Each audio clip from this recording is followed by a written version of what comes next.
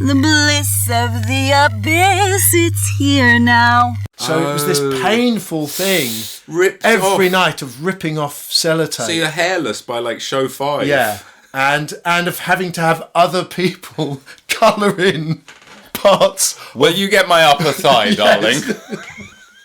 So can't quite reach. Only if you do my bum. So one of the first jobs I ever did was still by far one of the weirdest, for being naked and giraffe skin. Naked around the globe. This is 29 Acacia Road, and this is Eric, the schoolboy who leads an amazing double life. For when Eric eats a banana, an amazing transformation occurs. Eric is Banana Man, ever alert for the call to action. Welcome back to the Bliss of the Abyss. Thank you so much for tuning in again. Today I have Eric MacLennan on the show. And for those of you who enjoy the more creative, weird and wacky episodes, this is one of them. Eric and I had an absolute blast making this. But he also gets to talk about some of his amazing work, be it performance art, being naked at Glastonbury, which he never was, but being naked in other shows, which potentially he was, working on Star Wars, being Crispin or not, embarrassing auditions, failed projects, how actors develop superstitions, and a few recipes. I'll say no more than that. Then this is the show for you, and I'll waste no more time in the introduction. Let's just get straight to it. So it is my absolute honour and pleasure to welcome to the show Eric MacLennan.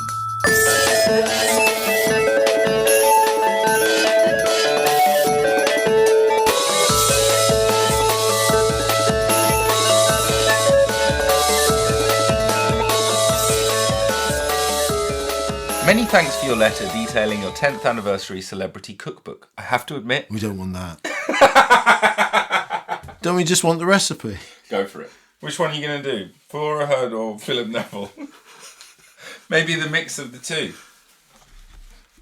I've got 2 recipes here.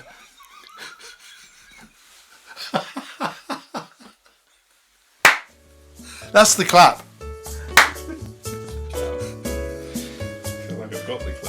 I've got 2 recipes here. The first one's from Thora Hurd. It's pumpkin soup. Half a cup of butter.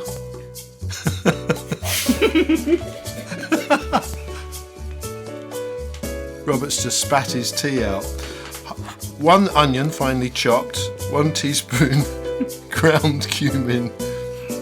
Celery roots cut into chunks. Salt and pepper. 3 tablespoons chopped parsley. 1 tablespoon of sunflower oil, 1 teaspoon of ground coriander, half a pound of pumpkin cut into chunks. Thank you. 3 3/4 cups hot chicken stock, and half a pound of tomatoes, skinned and chopped, in brackets or tinned. I won't bother with telling you how to put that together. Yeah. Work it out yourself. Skinned tomatoes. Thora, I don't have all day. I could tell you about Gary Lineker's paella, but I'm not going to. Because the host wants to hear from Phil Neville. Vote now if you'd prefer Phil Neville or Gary Lineker. Yeah. The bliss of the abyss. When I was a wee boy, my mum took me to a greengrocer's in Lacey Road in Putney, and Rolf Harris, if you can still talk about Rolf Harris, absolutely, was he was already a celebrity, and he was signing autographs in this greengrocer's, and the greengrocers, they'd be serving stuff in sort of brown paper bags and everything, and the people working in the shop had the brown paper bags, and he was dishing out the signatures. And because I was a wee boy in the shop, he came over and said hello, and he said to me, "Oh, when I'm on telly, I can see you watching me." And I thought, "No, you can't." You knew it was bollocks. And I thought, I don't trust this man. And then, years later, the scandal, multiple scandals. He was untrust. All the, can you tell what it is yet, and all of that. It's just, he was. I thought, no, I don't like that man. Did you scrumple up his signature in front of him and throw it back in his face? I never asked for his signature. Yeah. Neither did I want one, because I just thought, screw you, Rolf. I know about television. I know that's not true. I can see you. I'm watching you at home. Yeah, it's creepy, isn't it? Yeah, it is creepy.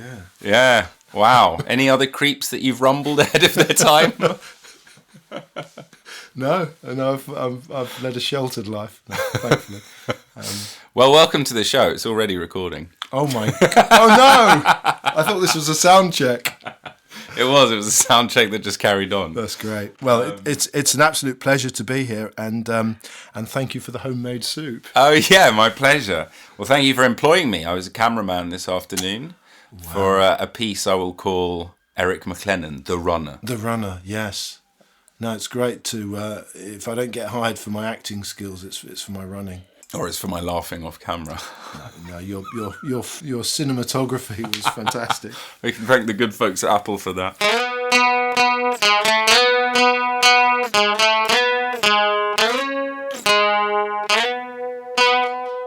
I wanted to ask you about like all kinds of interesting things, because you've had a career as an actor for a long time, like 20 or so years older than me, and I feel like I've been at it quite a long time.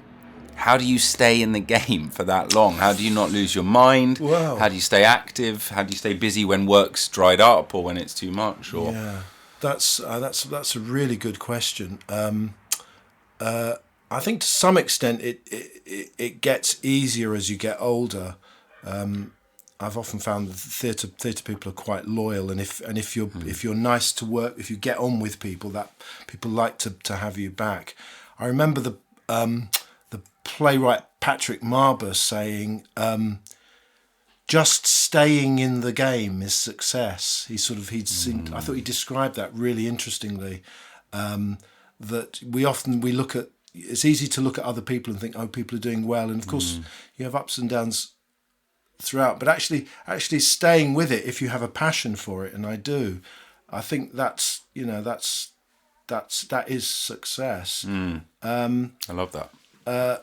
For many years I used to I worked for a small publisher who really kind of understood the freelance nature of theatre work, and it was a job I could go back to. And then after a while he sold it to a bigger publisher, and the bigger company didn't really understand what my needs were as a freelancer, and it became harder. And as I got older, it became harder to go back to an office job.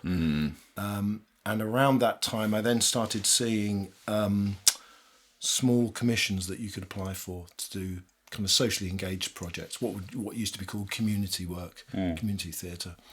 And to begin with, writing the applications was hard, and I didn't get them, but I only needed to get about one a year, and combining that with the jobbing acting work worked quite well. And that's what I do now. I do a combination of acting, working for other people's projects, and then writing, making my own work, and that sort of that fills the timetable.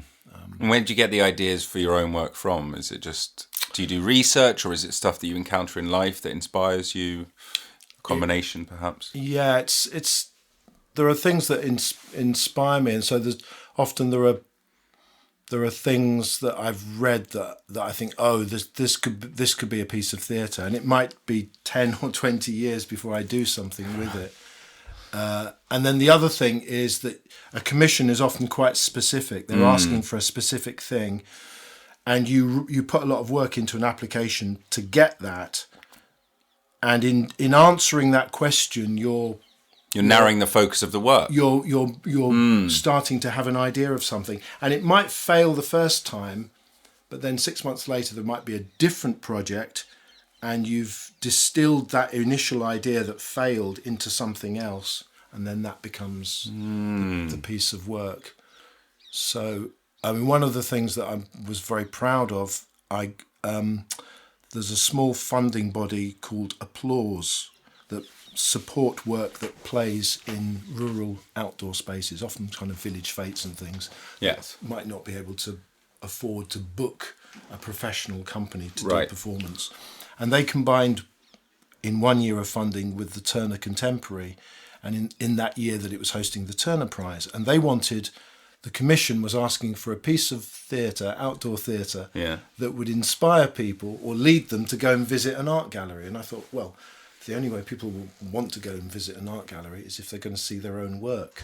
So I devised a piece of work that asked the whole audience to help make a painting. So, and at the end of it, they then get the invitation to the art gallery in Margate, and we become part of this artistic collective, making a huge piece of work. And everyone's engaged and involved and invested. And then everybody wants to come and see their painting amongst another 900 or however many we make. So that idea only came because they were asking the question in the brief. So sometimes it comes that way. Another way it came from reading a book about a man travelling around his bedroom, and I thought, that's such a brilliant thing. Yeah. So explain this to me. It's called Voyage Around My Bedroom. Yeah. So, and I saw it was Arts Council funded. Yeah. And Dan was telling me all about it, so I'm quite excited. The name itself is already strange. So how does it work? Yeah. So it's cool artwork as well, by the way. Oh, well, thank you. It's so this is it's a book written by a Frenchman, I think 17th, 18th century, called Xavier de Maistre, and he'd been in a duel, and he was confined to prison for 40 days or something, and he thought, if I'm in solitary for 40 days, I'll go crazy.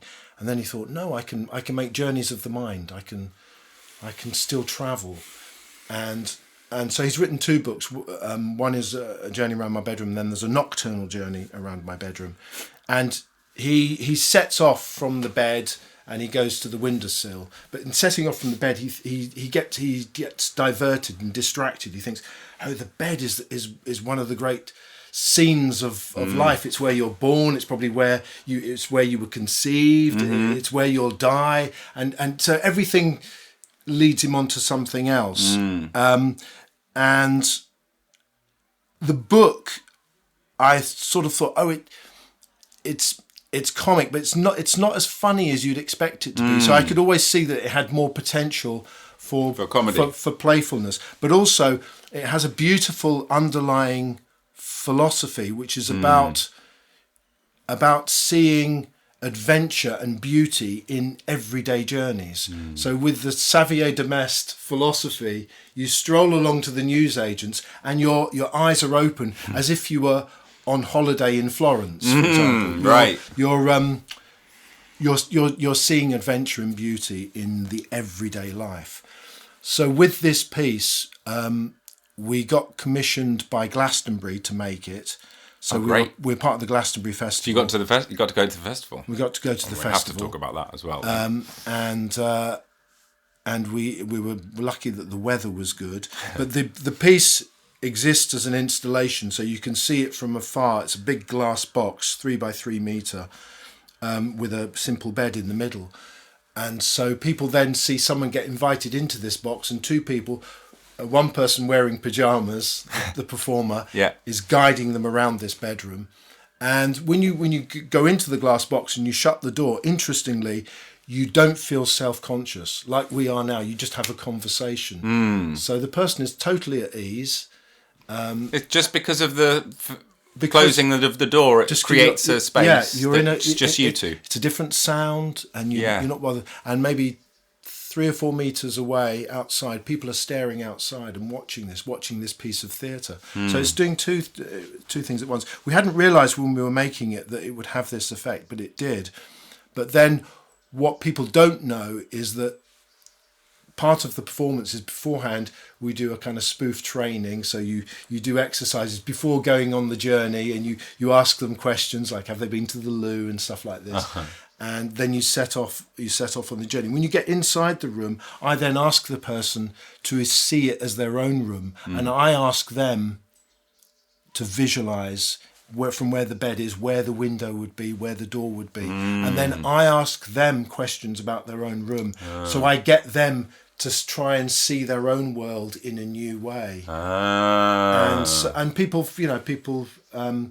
must really open up. Yeah, they open up. I guess obviously some people don't, of course. You must have some people being like, my bed's there, my window's there, so what? Yeah. But who were some of the sort of really interesting people that you remember? Well, we had all sorts. To begin with, when we were starting to make it, and of course the funding bodies want as many people through it as possible, and we thought we could probably take 2 or 3 people in, but interestingly, in that format, it becomes something else. Yeah. It becomes a piece of theatre. And then I realised it has to be a one-to-one performance. Yeah. And then we made it specifically that. Total sense. And then at the end of it, because it's a journey, if you go on a journey, you send a postcard, home. So at the end of it, we ask them to imagine they're probably not the first person who's occupied that bedroom, or they're not the last. So if they were to write a message to someone who'll be living in their bedroom in 100 years' time, what would be the message they would write? And of course,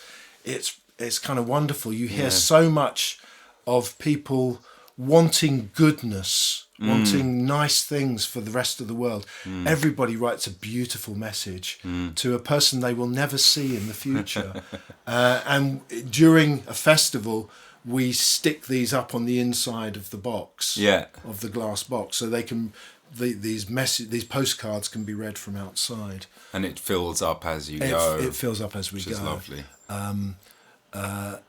But it's not been out for some time, and I would like to do this piece again, but to do it inside. And someone once said it would be really nice in the foyer of a big hotel or something. So, because we always had problems being worried about the weather, because although it's a structure, it's you're worried about high winds and heavy rain and stuff. Heavy like rain, of course, that would sort of somewhat ruin the effect. It's hard to know where else to put it other than a festival, though, isn't it? Because the good thing about the festival, especially Glastonbury, is you have lots of people who are curious and interested and ready to go on adventures. Yeah. Whereas in the lobby of a hotel, you just have a lot of people coming and going and there for business or to see prostitutes or whatever. Whatever floats your boat, right? But a festival setting is perfect. Yeah. And we felt we were offering a different flavour, something that was quiet and reflective. Right, there's a lot of loud things. So it was quite nice to be just offering a different flavour. But Glastonbury was a wonderful experience. Who did you see that year? That year we saw the Who. Oh man, I'm a big fan of the Who, and they were wonderful. But then quite often. Jane was the other performer I was working with, and we would quite often go to some of the acoustic stuff, further up the hill, just kind of quiet things. Jane, you mean Jane as in Jane Nash, Dan Milne's wife? Oh right, okay. Who is soon to be on this show? She's going to be part of Dan's episode, so that will be fun. Yeah, and you've known her since 1990, I think. Yeah, she's there we go. A very dear friend. Yeah. Does she help you come up with or did she for this piece help you come up with the idea? Was it a joint, or was it mainly? It was my idea, but I've made 2 or 3 projects with her. Sometimes there's you're making something, but you need to create it. You need to rehearse it with someone else. Of course, or you need more than one performer. Yeah. And we get on very well together, and she's a great creative person to have in the room. So she helped me make it. What other projects have you done with her? We did the painting project, the open air drawing room, and we used to tour a lot with Redshift back in the day. And we did a show called We Have Fun, which was written a brilliant piece of writing by a writer called Glenn Neath, who makes interesting work. And we did that in the Shunt Vaults. So we've done a few shows together.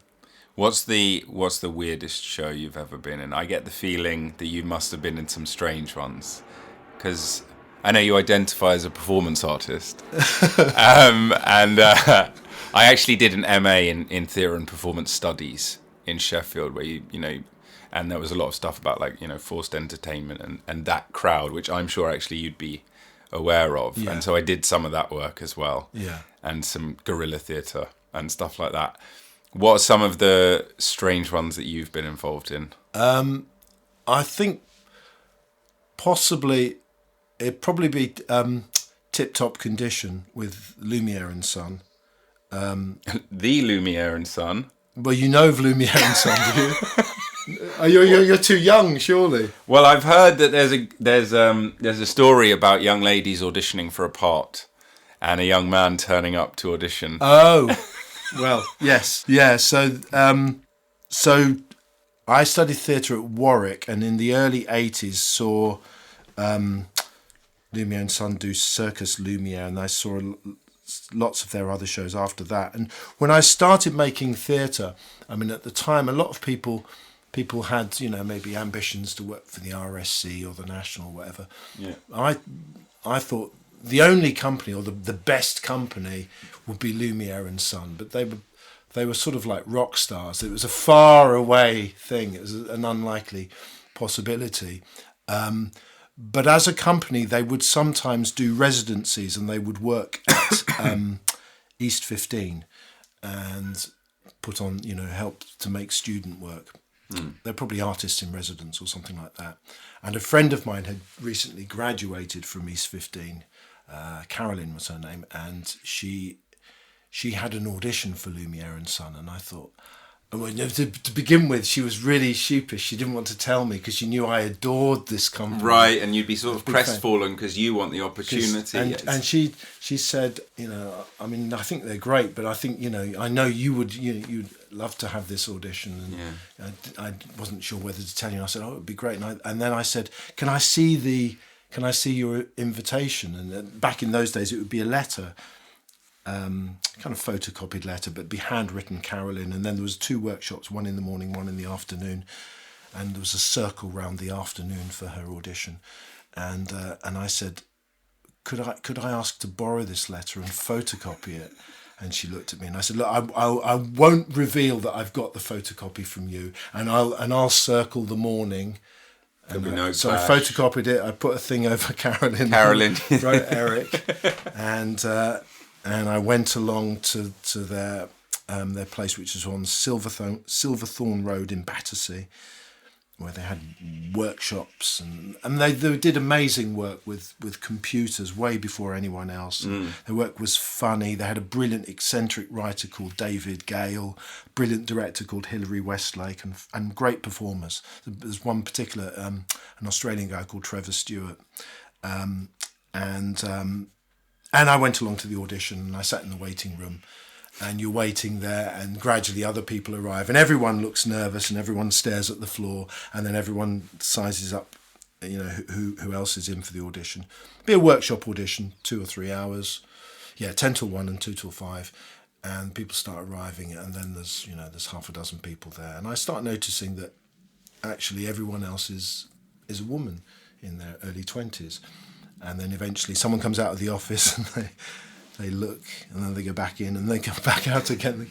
They go, are you the pianist? And I say, no, I'm here for an audition. And I hold up my forged invitation. Papers? And I think you'll find those are all in order. Yes, my papers are in order. I'm supposed to be here. And they disappear into the office. And then another 10 minutes go by, and by now there are 20 people in the room waiting for the workshop. All young women. 19 young women and me. and then they say, it's Eric, isn't it? And I say, yes. And they say, can you come into the office? And I say, how did you feel at that moment? I thought, this is it. I'm probably going to prison. This is the end of my life. What have I done? These are the people who I hold in such high regard. And I've done a dishonest thing. Oh, no. I've done the worst thing in front of the people that I most wanted to impress. Oh, God. And they're just, I don't know what they're going to do. Are they going to hit me? Are they going to shout? And you're thinking, I'll certainly never work with these people now. Never. I've ruined that. Yeah, I've ruined that. I probably won't work in theatre. I should leave the country now. What are they going to say? So I go in and they offer me a seat. I think it's going to be really bad. And then they start and they say, Eric, we're really, really sorry. we're so sorry. I don't know how this has happened. Obviously, we've made some mistakes, and they're full of apology, and I say, no, please stop. Just let me say something. I'm really sorry. I'm sorry that I really wanted to work with you.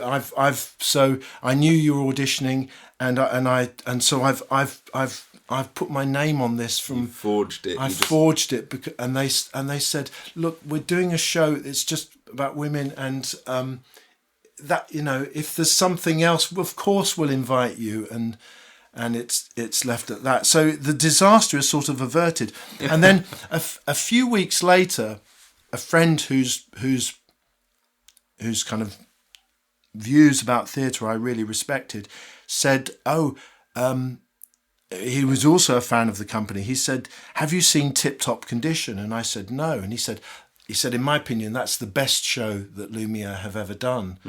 And then a few days later, I get a phone call with a strong Australian accent saying, it's Trevor Stewart here from Lumiere and Son. We're doing Tip Top Condition. Would you like to come along?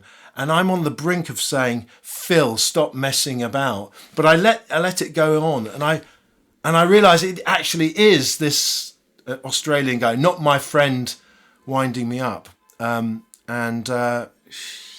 they offer me the work, and we then play this piece in different festivals, including Glastonbury, Brilliant, and places in France and different things. Amazing. And it had it's a strange thing of kind of, the story is slightly science fiction. It's almost like aliens who have arrived and are learning human behaviour. So there's all sorts of comic possibilities of trying to do simple things and doing them wrong with kind of choreographed sequences. And then great sort of moments of kind of free improvisation where kind of comic stuff could happen. But so that particular piece has at the end of the show, they disappear under this parachute silk, which is lit from underneath. Yeah. And for having been in suits, it's almost like the aliens are back in their own skin, and you see that they've got giraffe skin.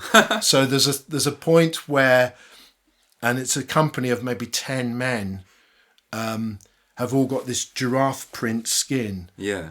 And they're dancing naked. So in terms of like the weirdest thing, it answers that question. All right. Okay. But a kind of joyful thing to do. Except there was this hilarious thing in getting ready for the show, is that you had to make the giraffe shapes with sellotape, and then put the makeup on. So it was this painful thing every night of ripping off sellotape. So you're hairless by like show 5. Yeah. And of having to have other people colour in parts. Well, you get my upper thigh, darling. So can't quite reach. Only if you do my bum. So one of the first jobs I ever did was still by far one of the weirdest, for being naked and giraffe skin. Naked around the globe. Where did you play in France? What was the festival was Maubeuge, and then kind of interestingly, with the kind of the French culture, there's great respect for experimental work. Yes. In England, people kind of go, "Well, that's just weird." Yes. Same thing that as you talking about forced entertainment. Yeah. They're very popular in Germany and France, Yeah. and perhaps less well known here. Definitely. So yeah, we were kind of. We were greeted, and people wanted to know about the work with genuine interest. We played Sevenoaks, and there was a whole spat about us using jelly on stage, and they were being really rude to the director. And I was thinking, you've got a fantastic, legendary director here, who has made brilliant work for years, and you're treating her like a child. Chewing her out about jelly. Yeah. Like it matters. And I was thinking, Sevenoaks should be so lucky to have this work here. And they didn't. They weren't. No, they didn't give a toss. They didn't give a toss. It's often the problem, isn't it? Yeah. Pearls before swine, mate. Yeah. Oh, well. Were you really fully nude? Yeah, but we were inside a parachute silk. But how transparent? Translucent rather than transparent. 78%. Yeah. To play the percentage game again. Yes. Okay, Phil Neville's doing us a creamy chicken linguine. And he's actually gone metric, which is fair enough. 500 grams linguine, teaspoon of flour, 225 grams sliced mushrooms, 150 ml chicken stock, 4 times chicken breasts, diced, 2 to 3 knobs of butter, 150 ml dry white wine, 300 ml double cream. You wouldn't expect that from a sportsman. Grated parmesan for serving. Melt the butter in a large frying pan, add chicken and cook until crispy and golden. Pour in the wine and cook for a minute or two. Add the mushrooms, stock, cream, flour, tarragon and cook at a moderate heat for 15 to 20 minutes, constantly spooning the sauce over the chicken until thickened. Meanwhile, cook the linguine al dente and drain well. Once done, toss in the pan. With the rich sauce, and then You child. spoon deep pasta bowls and sprinkle with the grated parmesan.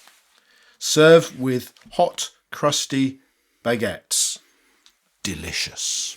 He doesn't mind a calorie or two, does he, Phil? No, but I think when you're playing 45 minutes each way, you need a good bit of food, don't you? Yeah.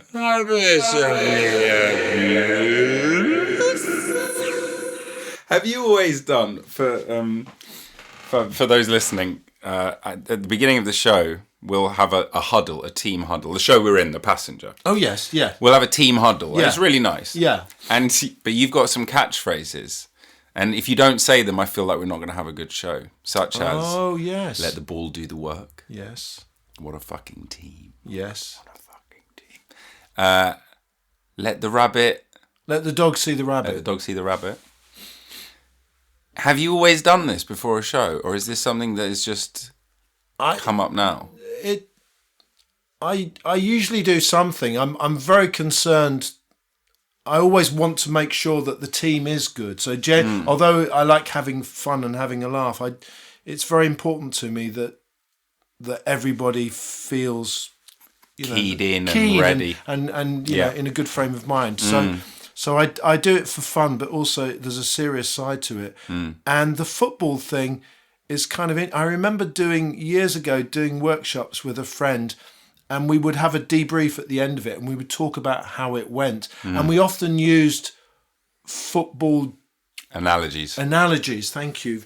So we would kind of say, yeah, we were really good there. We were 2-0 up, but sometimes we were like a teenage groups just after lunch, and they were difficult to manage, and we'd go, they got a couple of goals early on, and we only got a draw at the end. We would, so the football and it being seen like a game of football seemed very comparable. And there's something about doing theatre that's a bit like sport. Yes. You make all the preparations, you've done all the training, and then you go out and it's a bit unknown. Yeah. And it can go either way. Yeah. And you do have to pull together like a team. Yeah. So there's a lot that feels really appropriate. But there's something in the phrase "let the ball do the work" that kind of amuses me, because there's something that's sort of nonsense about it, but also there's something that makes sense. Both profound and absurd. Yeah. Meaningless and meaningful. Exactly. Yeah. And it's a one size fits all. You can say it, and that's why I enjoy saying it every single day. It's like it's the bad joke that the old dad tells every time. No, I don't feel like it that way. For me, it's become more of like a lucky charm, and I feel like it would be an omen. This is people outside of theatre wonder why people in theatre are a bit superstitious. Yeah. And it's partly because of what you said. It's a bit of an unknown out there. Yeah. And superstition arises when you want something to go well. Yeah. So, you know, some people take it really far. They knock on the thing, they spin around, they do all of the things. But I usually just, for whatever show it is, will develop my own. And this has become like one of my superstitions. It's like, if you weren't to do it, I'd think, oh, it's a bad omen for the show. Yeah. Yeah. Warm up is a similar thing. It's like we have to do the breathing at the end of the warm up, or well, if it goes wrong, I know what I'll be blaming first. We didn't breathe. Yeah, no, I think that's really interesting, and I'm the same. I'm not superstitious, but I feel very similar to you that we start to make a routine in our work, and then I think we've got a certain pattern of things that we do, and I don't want to jinx it. So a lot of those patterns, you then keep them in, and I hadn't intended to say that every time, but having said it 3 or 4 times, you then realise, oh, we do this every single day. Yeah. So why change it if it's always working?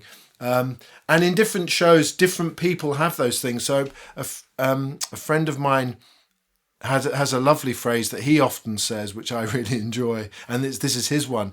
And however badly a show might go on a given night, if something goes badly, he will always come off and say, well, nobody died. I think David Gower's Beef Wellington is funny. Because it's not good, I think it's quite good. I'll be giving you David Gower's Beef Wellington later on in this episode. Wow, that's a teaser. Stay tuned. Yeah. Don't switch off yet. You know, talking about recipes, I feel like part of the reason might be is that our prep is like a recipe. You know, when you start out learning a part, you do some prep and you end up with a plate of pasta that's shit. And you're like, okay, well, something was wrong in the build-up to deliver this thing that's crap now. Yeah. So I'll change the recipe. I'll change the prep. I'll change the intention, whatever it is, the blocking, for the analogy to work. But once you get it and you serve it up and it's delicious, you're like, well, I'm sticking with this. Yeah. Then you get really good at that recipe. Yeah. And then you can start to maybe add a bit more parsley, Phil, or a little bit of chopped chili. Yeah. You know, depending on the night and how you're feeling. Yeah. But you don't fuck with the essential thing. Yeah. That's interesting. Okay. No, and it's true. And we, the 5 of us, I think it's really actually nice. When we first got to the theatre, we thought, oh, it's a cramped space. That has its difficulties, but it also has its advantages in that we're all together. And so we observe each person's routine and everyone doing the same thing each day is very satisfying. You think, yes, it's all in place for us to have the best chance to do the best show that we possibly can. Exactly. That's right. It's controlling whatever variables we can control and knowing that there'll be unknown, uncontrollable variables out there. Yeah. Yeah. But exactly. As much as you can control, you do, because it's gonna up the chances.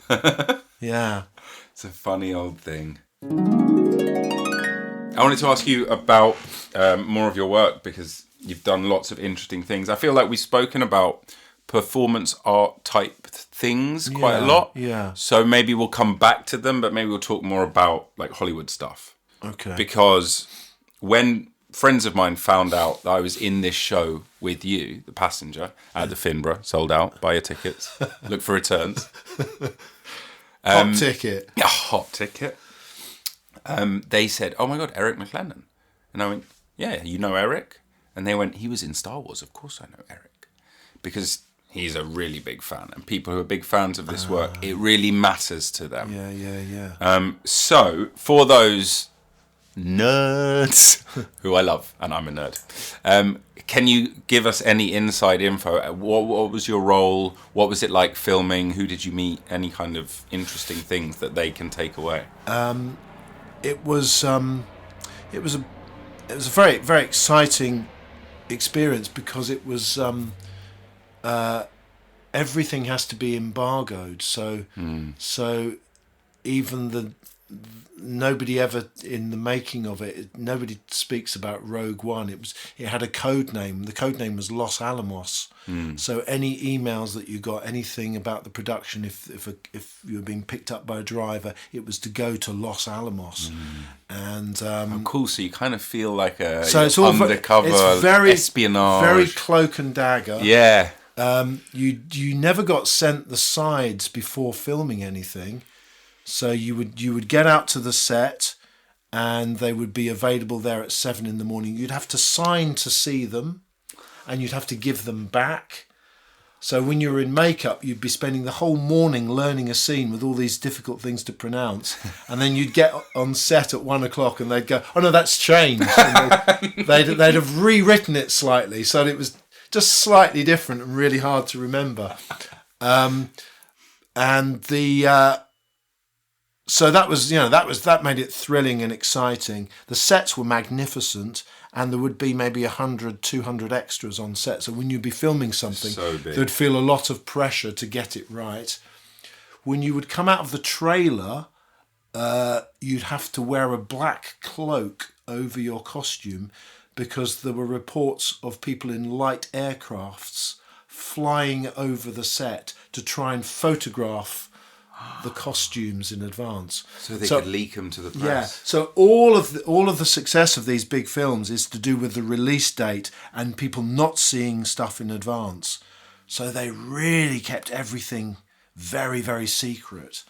So it was exciting to be part of that. Of course. The director Gareth Edwards was a real Star Wars buff, and you really sensed that he knew every single detail. So he really wanted to honour the whole kind of saga, but equally wanted to do something that worked in its own right. And I was delighted. It was it's such a fantastic story, and that would explain why it's so well received. I think the fan base love it. Yeah, it's one of the cherished ones. Yeah, definitely. And of course, you don't know when you film anything if you're going to end up in it. And I went to a cast and crew screening again that was under wraps somewhere. You had to go out to this location, and you had to give over phones and cameras. You went through like a kind of airport security before seeing the film, and then thought, oh good, I'm still in that bit, and there was about 6 scenes in the end. Right. So practically everything I did was still in it, but there'd been some of the later stuff was directed by Tony Gilroy, who'd written the Ocean's 11 stuff, and he did some of the final work, and with a release date I think in December, I was called to do ADR work in November, and I thought, oh yes, I'm definitely in the film then if they want to do that. Yes. But what was exciting about that was he was in Hollywood, so he directed the ADR via Zoom.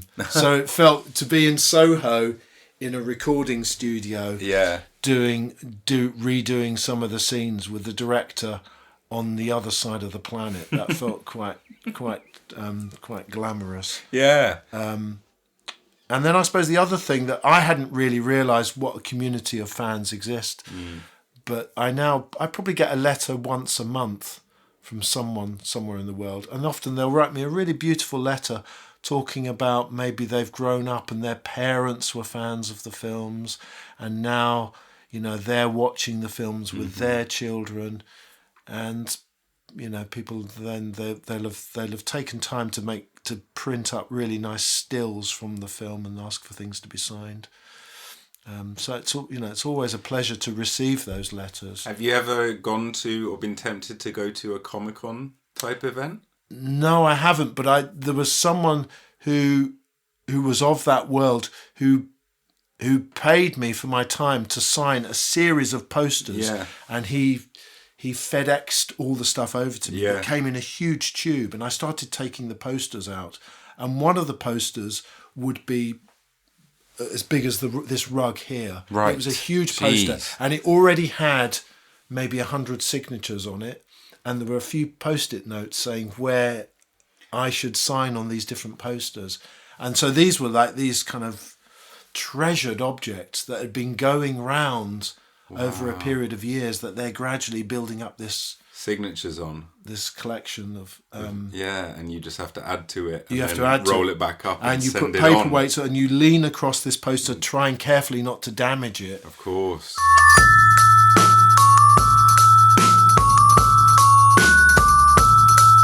Go for it. William Roach has Cut. Is that a cut? That's a cut. Don't clap too loud. That looked like it was going to be the biggest clap in the world.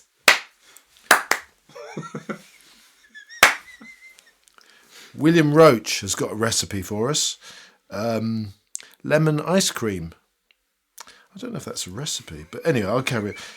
8 ounces tub of whipping cream, 8 ounces tub of Greek yogurt, 4 to 5 meringues, in brackets, can be bought ready-made. William Roach, it's this rubbish. 1 jar of lemon curd or lemon syrup. Ken Roach is Ken Barlow from Coronation Street. He's MBE, William Roach. Anyway, I think this is a bit poor, actually. Roachy, try harder. Anyway, here's how you throw it all together. Whip the cream to a thick consistency and fold in yogurt. Fold in, that sounds professional. And flavouring.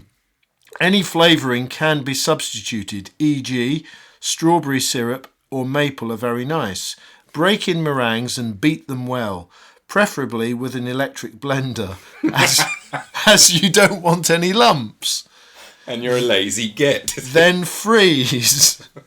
It is simple and quick, but very tasty with fruit and puddings or on its own. It's also good to take on picnics, as it takes a long while to thaw. You can also use it thawed as a rich cream. There we are. Marks out of 10? 4 out of 10. See me. Could do better. Or mash, get smash. Back in the 1990s, I was quite keen tennis player, and the Equity have a I think there's a charity match that's organised for the Elton John AIDS Foundation, which takes place at the very beautiful Queen's Club, and there is so during the year there are nice doubles matches and singles matches. And so I met a lot of interesting people from the profession, from the biz, as they say, who also like to play tennis. And one of the people, do you remember the "For Mash Get Smash" advert? No, this must have been before my time. Okay, so it's instant mash. It's an instant mash. And the kind that William Roach might advocate. Yeah, a bit of a, those kind of processed quick meals. So it was probably popular in the 1970s. But these adverts were huge, and they were quite funny. There would be one episode that would have these kind of aliens who were kind of laughing that on planet Earth people still peeled potatoes, but it was actually the future was all about this thing where you just had this powdered thing and you added water and you had mashed potatoes in seconds. On your last trip, did you discover what the Earth people eat? They eat a great many of these. They peel them with their metal knives, boil them for 20 of their minutes, then they smash them all to bits. They are clearly a most primitive people. For mash, get smash. Anyhow, one of the tennis players was this musical director, composer, who had got the gig to come up with a jingle for Mash Get Smash, and when he got that gig, they came and they said, well, it's this sort of thing, and he said, well, it could be this, and he went, for Mash Get Smash, and they went, that's great, and he said, no, I'll orchestrate something, I'll write a piece of music, and they went, no, that's it. I think his name was Cliff or Clive. That's it, Clive, we've got it, thank you. And he said, I think he probably bought a house with the proceeds of that advert. He made more money for that one jingle that he came up with in a few seconds than anything else in his career. Anyhow, I digress. So this is during the equity tennis competition. So if you played in the men's singles, there was a knockout competition, and you would play to win the Ralph Richardson Cup. But if you got knocked out in the first round, you played in another competition which was called the Walter Plinge Plate. And I thought, I would so love to win the Walter Plinge Plate. Oh, I imagine it on the mantelpiece in all its glory. It sounded funny, and I thought, anyway, I didn't win any of those. Plinge evaded. So yeah, those days are long gone, or maybe still ahead of me. No, you never know. But it kind of intrigued me about Walter Plinge. I knew who Ralph Richardson was, but I didn't know who Walter Plinge was. And then someone told me the story that back in the day when they'd be printing old theatre bills, they would know who's going to be playing Othello or Iago, but they might not know who's going to be playing one of the smaller parts, Rodrigo or something. Yeah. And so, but they'd have to print the poster, and so it was almost like a printer's joke. They would put in the name Walter Plinge, because that hadn't been cast yet. So in old theatre bills, you find lots and lots of, playing the haberdasher or something, Walter Plinge. God, his IMDb page must be massive. Yeah. Well, it's cropped up elsewhere. There's a character in a Terry Pratchett novel. Which one? Called, I think it's Masquerade. Which I've read and I love. I'll have to reread it and look for Walter. But it always intrigued me. Yeah. As a character, and this person who didn't exist, but then you think, but his name is in the poster, so does he exist? And that sort of mysterious thing was something that's kind of stayed with me for a long time. And some of the projects that I've done have been, there's a branch of funding, Arts Council funding, that's called People and Places Project, and they're for making work where the participation in the arts is low. And so it's about making work that's inclusive and gets people interested and engaged and involved. And it's not a kind of art that's in a kind of club thing where you think, well, it's not for me. It has to be often it has to be offered free. It needs to be in a public space. It needs to be engaging. And quite interestingly, a lot of that money, a tranche of that money comes from national lottery funding, and the places of low participation are also the places where they sell the most lottery tickets. So it's like, the Arts Council has to put effort into that, and they are doing that with this People and Places project. So I did some work up in South Shields. Where's that? It's just maybe 5 or 6 miles out towards the coast from Newcastle, just near Newcastle upon Tyne. Right. On the coast, beautiful beaches there, lovely place, very friendly people. And so I had done a project there, and then I was asked back to do a theatre piece about the local people. And so I was collecting stories from the local people and made this small theatre piece. But I decided to do it in the form of a spoof lecture. So I knitted a fictitious story about Walter Plinge having been a Geordie, having been from South Shields, and that he had left money in his will for there to be an annual lecture about, things in this area. In the area. So I was there to give the inaugural Walter Plinge memorial lecture. But then gradually go, actually, he didn't exist. But there is this lecture, so, well, is it true? So left people with questions, but it kind of it was really the name. It's like it was just a name that it kind of tickled me. It's a funny Walter Plinge. Yeah, there's something about the "nge" thing that is very pleasant to say in English. It's not a sound we use that much. It's like I was talking with Zuzu from the project. Oh yeah, and we were just, who has an unusual name as well that I've never heard. Yeah. I've never met anyone called Zuzu either. I assumed it was a nickname, but it's literally her birth name. Yeah. Great person. And we were texting about something, and she said, maybe what you need, or something along the lines of, give it some zhuzh. Yes. Which is a very pleasant word to say as well. Yeah. Zhuzh twice. But impossible to spell. Listening right now, try and spell it. You in the room, Eric, how would you spell zhuzh? Zhuzh. It's a real head scratcher. I would start off by trying to write the word judge, J-U-D, Zh. But that's not quite the same sound. No, then that's judge. It's zhuzh. It's zhuzh. So even the start is wrong. Does it need a Z? I feel it needs a Z. A ZJ, go kind of like Polish, East European with it. ZJ, UD, double G, double G-E. Zhuzh. Zhuzh. The D's too heavy, isn't it? The D may be too heavy. Yeah. I think you're onto something though. It's hard.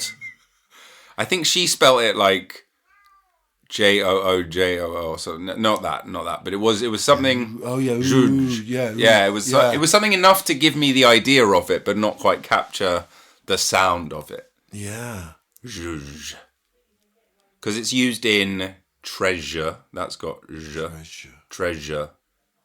It's not used in many words in English. That sound. What about the name Zsa Zsa Gabor? Zsa Zsa Gabor. How does she spell the Zsa? I think it's Z-H-A. Zsa. Zsa Zsa. Because that's a zh. That's a zh sound. So Z-H is maybe better for zhuzh. Let's see. Zsa Zsa Gabor. Okay, another great name. I mean, amazing. Is that her full name? Oh, it's Z-S-A. Hungarian. Joan Collins. Max Clifford. Oh my God. Oh my God. Louise's bread and butter pudding. Can I ask you a question? I know that's not absolutely the way not. No questions allowed at this juncture. But I'll ask it for myself because I want to answer it as well. When you were young, did you ever wish you had a different name? I mean, first name. Interesting question. Or I don't have a middle name, so I often used to think, why didn't you give me a middle name? It wouldn't have cost you anything. Yeah, that's true. But then, so when I was quite young, I wanted to be called, I thought, Sebastian. And then I thought, God, I'm so lucky I didn't get my own choice because I've gone off that now. Yeah. What about you? Did you? I think at one point I was a bit pissed off with my name. Just because in primary school, Rob or Rob especially rhymes with like knob, sob, gob, blob. Slob. There's just so many. Yeah. And I don't know. I didn't have a good comeback back then. So if someone hit me with a slobbert, nobbert, I was like, oh, fuck off, which is not a very good retort. Yeah.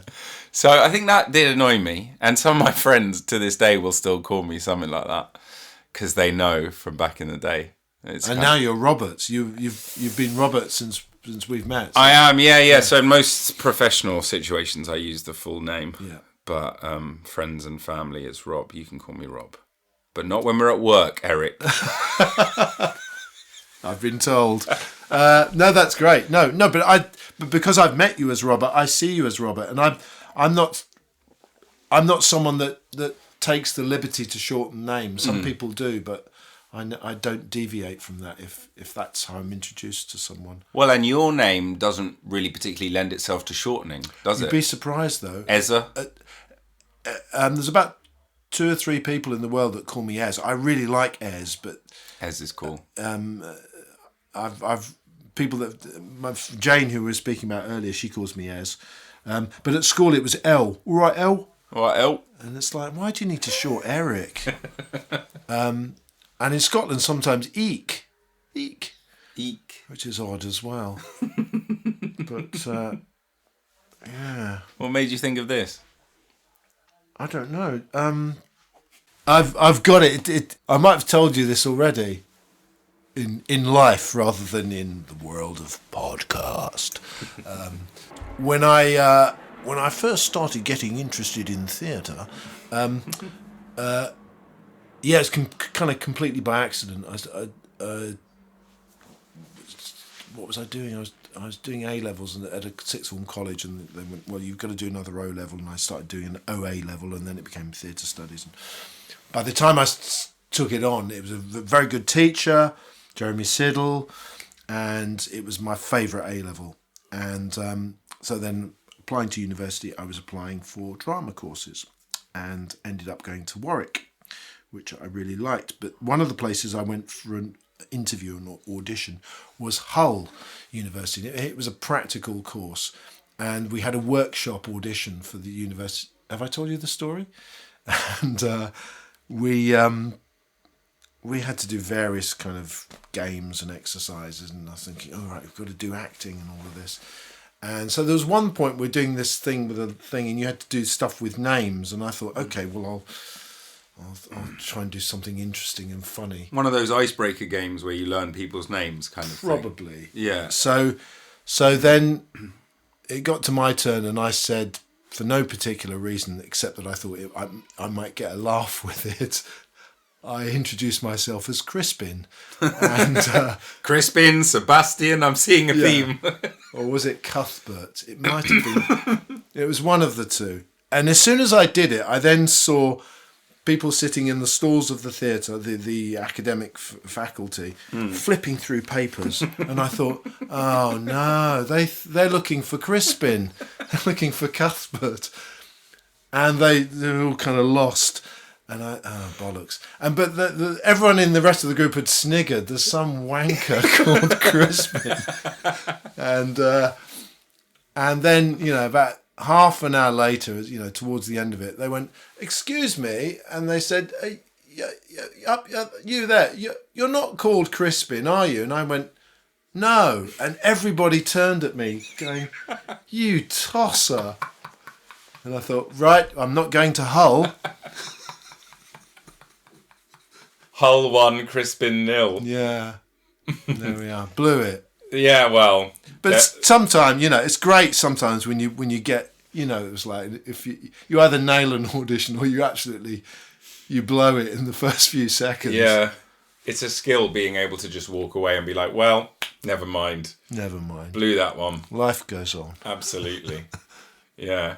Do you have any good stories about Lecoq? Because you're like me. You did a physical training as well as a theoretical training. Yeah. Which is kind of rare amongst other actors. So I'm interested. Yeah, no, I really like the combination of. I mean, the Warwick degree was theatre studies. It was academic. Although there's a very good art centre, very good drama society, so you could do practical stuff. But at the time, I hadn't really thought about performing. I thought I want to be in that world, that theatre world. Yeah. That was like a family. There was something, and it took oddballs. And I'm socially sometimes quite awkward, but in that world, I just thought I'm at home. This is my place, but I don't know what I want to do here. And as a student, I got the chance to direct things, and I thought that's what I am. I'll be a director. I won't be a performer. That's the confident people, and I'm not one of them. Interesting. So I came out, and I'd applied. There's a director's training course, and I got the support of a theatre, but I didn't get it. I didn't get the place, and I thought, okay, so I need to try and do what it will take to become a director. So I'll either do a technical training, I'll learn about lighting or something like that, or I'll learn about movement. So that's why I went to Lecoq to learn it. But I went to the school and I got seduced into performing. And then I thought, oh, actually, I'm by doing it, I'm learning about it in a different way. Yeah. So I kind of fell into that by accident. At one of the best schools for it. So yeah, I mean, it's not completely by accident. Obviously, there's a lot of talent there. I'd seen the Moving Picture Mime Show, and I spoke with Toby Sedgwick, and asked where he'd studied, and I thought he was brilliant. And years later, I got to work with him on a show, so it was a great kind of thing to go, oh, you're the person that set me on the road in a way. But the school was wonderful, and it was great, learning another language. But the school taught half of the day, and then the other half of the day. To begin with, I had to work to support it, and I cleaned hotels and different things. And actually, just the life of living in Paris was as much an education as the school. I bet. And And I liked a lot of the honesty that it taught. It very much taught a respect of the audience.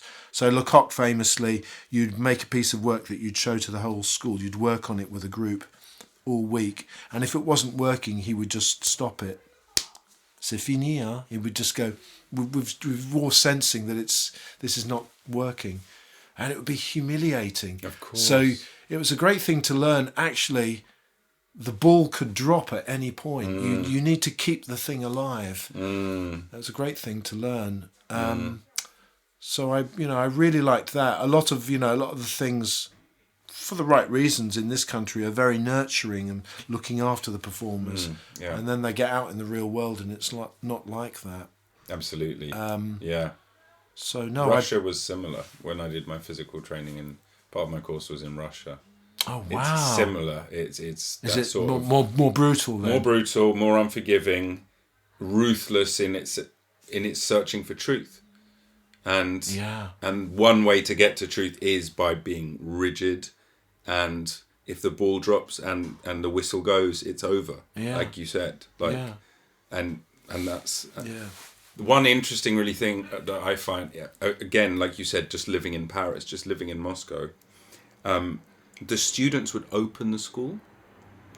They had the keys. They would sweep up the school. They would keep it pristine, and they would close the school as well. And I just thought there's something so beautiful about that. That it's just it wraps the whole thing in the right intention from the start, like we were talking about intentions and rituals brilliant. And stuff. Well, it's showing love of the place, respect for the place. It's showing a humbleness, which I think is really important. That's brilliant. It was great. Wow. Yeah. And was that taught in Russian? Yeah. So some of the teachers only spoke Russian, so we had an interpreter, and obviously we'd try and learn a bit as well as we went. I learned how to read the alphabet pretty quickly because a lot of the signs everywhere are just in Cyrillic. And if you can read Cyrillic, it gets you surprisingly far. Like, you can just sound out the things and be like, oh, it's that. Great. Perfect. And where were the other students from? Were they from all over? Yeah, all over. It's the Shukin School, which is tied to the Moscow Arts Theatre, the famous Chekhov Stanislavski one. So it's tied to them. So you have students from all over Russia and further afield who want to train there, who are training there as well. So it's an extraordinary place to be. Amazing. Yeah. And I'm a massive Chekhov fan as well. Yeah. In my MA, I did this big piece, wrote about Chekhov's last play. He had this last play that he never actually wrote, but in letters to his wife, he was like sketching out the ideas for it. And it's like, there's a captain on a ship and the moon and blah, blah, blah. And I wrote this little piece about that. So I'm a Chekhov fan, and just to be able to go there and see some of the places where he did his amazing work was extraordinary. Yeah. And not an opportunity you could take now, unfortunately. No. Given the state of the world. Yeah. Well, it's kind of, I mean, much more so for you, but in a smaller way. Since Brexit, I sort of think, oh, if I was in my early 20s now, going to Europe is so much harder. Yeah. It feels such a sad thing that some of the ways the world is changing now. That's become very, very hard. Those opportunities become harder to come by and harder to execute if you do come by them. Yeah. That is tricky, isn't it? It's lovely hearing you talk about Chekhov. It's only recently I've sort of discovered Chekhov. I was in a production of Three Sisters, and it's the thing. Of course, when you're in a play and you're hearing it every night, if it's a really good play, you start hearing new things throughout the run. But I think the skill of writing what seems to be real life, where nothing much is happening, and yet there is life there. So clever. I know. It is. It's literally, and it's tragic, and it's funny. And it's funny. It's got everything in it. Yep. And it's kind of unexpected as well. Yeah. There's always playing with convention and interesting choices for characters to make, and amazing speeches that can present as very basic or humble or simple when you first read them, but when you do them in performance and you repeat them in performance, it's why it gets likened to Shakespeare, because the more you do it, the deeper it seems to be, the more profound it seems to get. And you hear things every night and you're like, yeah, that's really, it's nailed whatever that thing is I'm feeling right now so perfectly. And Three Sisters is a great play for that. Well, who were you in Three Sisters? I was the deaf. Oh, what's his name? God.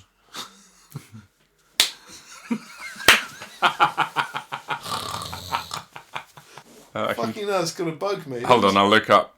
Can I ask you another question? Yes. Who's your favourite Spice Girl?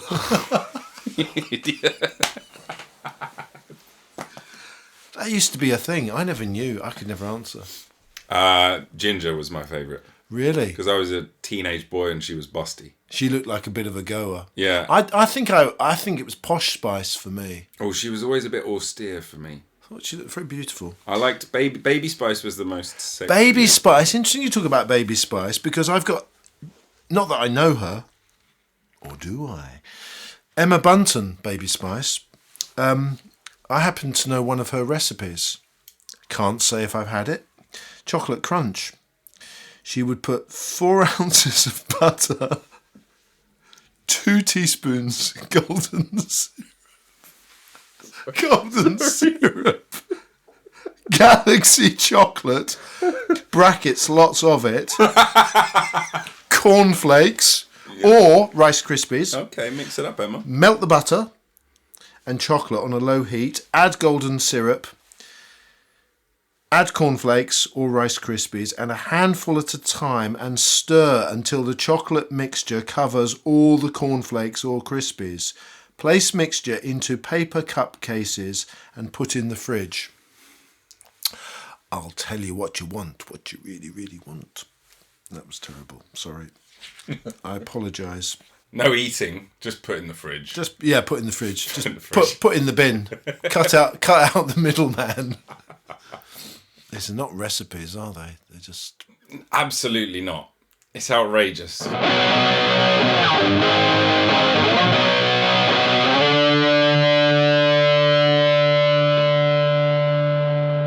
Oh, there's Ferapont. Doorkeeper at the local council offices. Ferapont is an old man with partial hearing loss. He repeatedly blurts out random facts, usually relating to Moscow. Describes you to a T. Correct. He shuffles about in a park and then his phone gets nicked. What do you mean he only plays one part? Do we need to put this in the thing? I think it's time for another recipe. We're never going to say Ferapont. We've done Ferapont. Is there more to say about Ferapont? No, nothing to say. But we were in the middle. I was asking you how it was. If you've got more on Ferapont, no, I think we just ended with a cliffhanger of what's the name of the character. Who cares?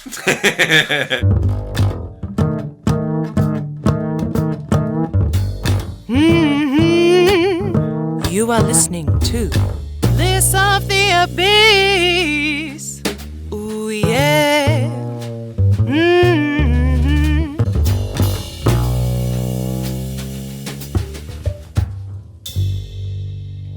And finally, Cullen Skink from Richard Wilson. So this serves 4 as a main course or 8 as a starter.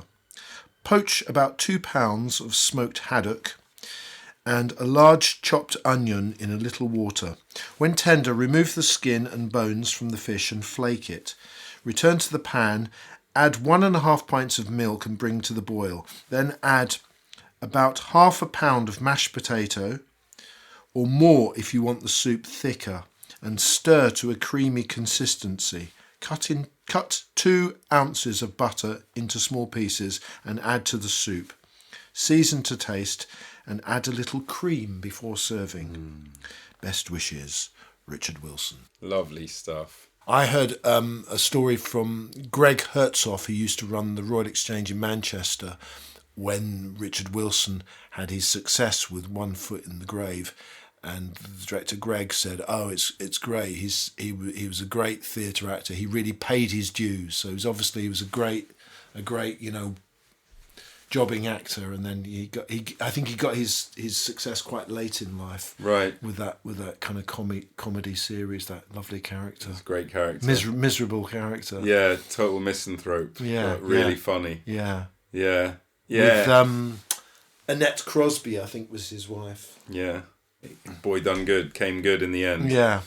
Kind of comes back to the first thing I asked you about keeping going is the success. Kind of ties it in quite nicely there. Any final thoughts, Eric? Any profound pearls of wisdom that you wish to share? Here's your opportunity, mate. Oh, that's just too much pressure. Oh yeah, okay. Here's one. So there's another little comic spoof lecture I do, which is called A Short History of the Fork. And in finding that subject, I was working with another actor, and we made this discovery that he was once looking for a thing to make a piece of work to find a really boring subject, and they found this thing about bricks, and so they went along to this to find out more about bricks. Of course, when you find out more about them, it becomes a really interesting subject. Actually, there's no such thing as a dull subject. If you just go deeper, it becomes interesting. That's cool. And so we put together this thing about the fork, and the fork has a fantastic story to it. What do you mean? How? In what way?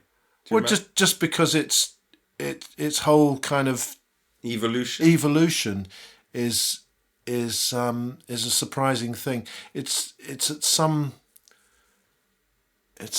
ancient queen who produces it at a wedding banquet, and there's people they're kind of gasped. They've never seen this crazy implement.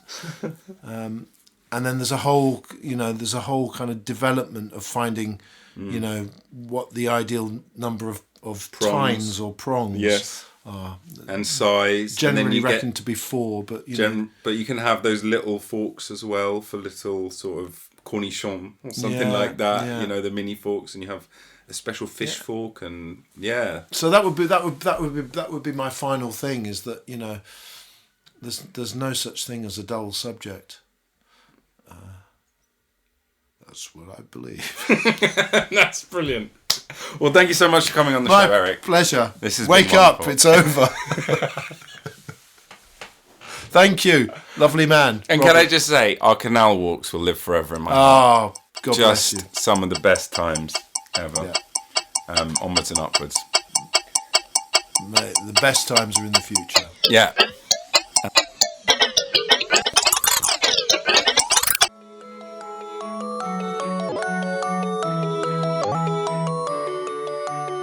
Thanks for listening to the show. If you've enjoyed it, please give us 5 stars and consider becoming a subscriber, and maybe even supporting us on Patreon. Really helps me continue making this show. If you haven't enjoyed it, then you can fuck off. Many thanks to Nils Hennis-Steer for the amazing music, and to Dave Fox for the cool artwork. Please keep coming back every week for more Bliss of the Abyss.